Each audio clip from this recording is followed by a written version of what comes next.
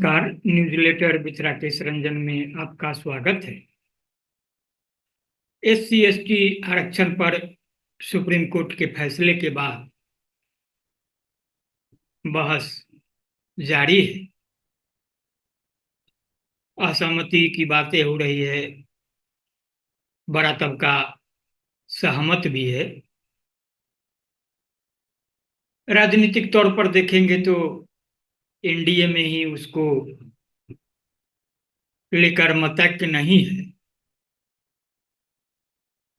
दलितों के बड़े नेता रहे स्वर्गीय रामविलास पासवान के पुत्र व लोजपा रामविलास के सर्वे सर्वा चिराग पासवान ने सुप्रीम कोर्ट के फैसले से असहमति जताई है और उन्होंने पुनर्विचार याचिका दायर करने की बात कही है।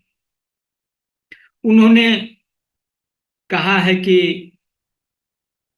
हम इस बात को लेकर स्पष्ट हैं कि अनुसूचित जाति का आधार छुआछूत है, इसका आर्थिक या शैक्षणिक आधार नहीं है। ऐसे में कोटा के अंदर क्रीमी लेयर का प्रावधान नहीं हो सकता।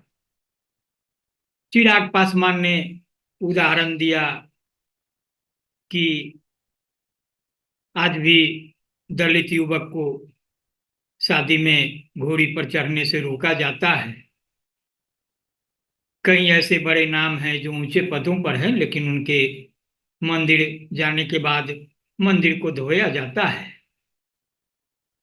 आज भी छुआछूत के आधार पर समाज में भेदभाव है, तो जाहिर है कि जो बात हो रही है क्रीमी लेयर की वह उपयुक्त नहीं है। दूसरी ओर NDA के ही घटक दल के मुखिया और नरेंद्र मोदी सरकार में मंत्री जीतन राम मांझी ने चिराग पासवान की बातों से असहमति जताई और उन्होंने साफ तौर कहा कि सुप्रीम कोर्ट का फैसला स्वागत योग्य है और फैसले पर जो सवाल उठाए जा रहे हैं उसके पीछे निहित स्वार्थ है। जीतन राम मांझी ने स्पष्ट कहा कि 76 सालों से सिर्फ 4 जातियां ही SC आरक्षण का लाभ उठाती रही है। तो उन्होंने चिराग का उल्लेख करने पर कहा कि सबके अपने अपने विचार हैं। जीतन राम मांझी संविधान निर्माता बाबा साहब भीमराव अंबेडकर की उस बात की भी याद दिलाते हैं जब उन्होंने कहा था कि आरक्षण की हर 10 साल पर समीक्षा होनी चाहिए, पुनर्विचार नहीं होना चाहिए। पुनर्विचार और समीक्षा में फर्क होता है। समीक्षा इसलिए ताकि यह पता चल सके कि 10 साल में हमने क्या खोया और क्या पाया है। जीतन राम मांझी का सवाल है कि आजादी के 76 साल हो गए, लेकिन एक बार भी समीक्षा क्यों नहीं हुई। तो इससे अलग एक खास विश्लेषण है, उसे आप संजीदगी से सुनेंगे, गुनेंगे और प्रतिक्रिया से मुझे जरूर अवगत कराएंगे। सर्वोच्च न्यायालय ने अनुसूचित जाति तथा अनुसूचित जनजाति के आरक्षण की मौजूदा व्यवस्था को प्रभावित करने वाला एक ऐतिहासिक फैसला सुनाया है। शीर्ष अदालत ने आरक्षण के भीतर आरक्षण यानी सब कैटेगरी बनाकर इस श्रेणी में वंचित रहे अथवा पीछे रह गए लोगों और जातियों को कोटा देने का रास्ता साफ कर दिया है। मतलब अब राज्य सरकारों को अधिकार होगा कि वह अनुसूचित जाति तथा अनुसूचित जनजाति के सभी समुदायों में पीछे रह गए लोगों को अलग से कोटा तय कर आरक्षण का लाभ दे सकेगी। शीर्ष अदालत ने 20 वर्ष पुराने 5 जजों AB चिनैया मामले में दी गई व्यवस्था को रद्द कर दिया है, जिसमें कहा गया था कि राज्य सरकार आरक्षित कोटे में सब कैटेगरी नहीं बना सकती है। इस फैसले में कहा गया था कि अनुसूचित जाति एक समान वर्ग समूह है, इसलिए इसका उपवर्गीकरण नहीं हो सकता। ताजा फैसला पंजाब के मामले में आया है। पंजाब सरकार ने वर्ष 2006 में एक कानून बनाकर राज्य में अनुसूचित जाति और जनजाति वर्ग को मिलने वाले आरक्षण में 50% पहली प्राथमिकता के तहत वाल्मीकि और मजहबी सिखों को आरक्षण दिया था। इसे पंजाब और हरियाणा उच्च न्यायालय में चुनौती दी गई थी। वर्ष 2010 में उच्च न्यायालय ने इसे रद्द कर दिया था, जिसके खिलाफ पंजाब सरकार सर्वोच्च न्यायालय पहुंची थी। 7 न्यायाधीशों की पीठ प्रधान न्यायाधीश डी.वाई. चंद्रचूड़, वी.आर. गवई, विक्रमनाथ, बेलायम त्रिवेदी, पंकज मित्तल, सरोज मिश्रा और सतीश चंद्र शर्मा के समक्ष मुख्य रूप से विचारणीय मुद्दा यही था कि अनुसूचित जाति वर्ग का उपवर्गीकरण किया जा सकता है ताकि आरक्षण का लाभ इस वर्ग के अधिक जरूरतमंद लोगों को मिल सके। जस्टिस चिनैया का फैसला 5 जजों की पीठ द्वारा सुनाए जाने के कारण यह मामला 7 जजों की पीठ को भेज दिया गया। इसमें 6 जजों ने बहुमत से फैसला सुनाया, जबकि एक जज का विरोध में फैसला था। इस फैसले से अनुसूचित जाति और अनुसूचित जनजाति अब एक समूह के तौर पर नहीं देखा जाएगा और इसके भीतर अनेक वर्ग पैदा हो जाएंगे जो अलग अलग जातियों में प्रतिनिधित्व के आधार पर अलग अलग तय होंगे। हालांकि यह राज्य सरकारों द्वारा तय किए जाने वाले अनेक प्रकार के सर्वे के आधार पर होगा तथा यह भी देखा जाएगा कि किसी भी एक समूह को 100% आरक्षण न दिया जाए। सर्वोच्च न्यायालय ने यहाँ राज्य सरकारों को निर्देशित भी किया है कि उच्च वर्गीकरण में किसी भी तरह की गड़बड़ी की समीक्षा की जा सकती है।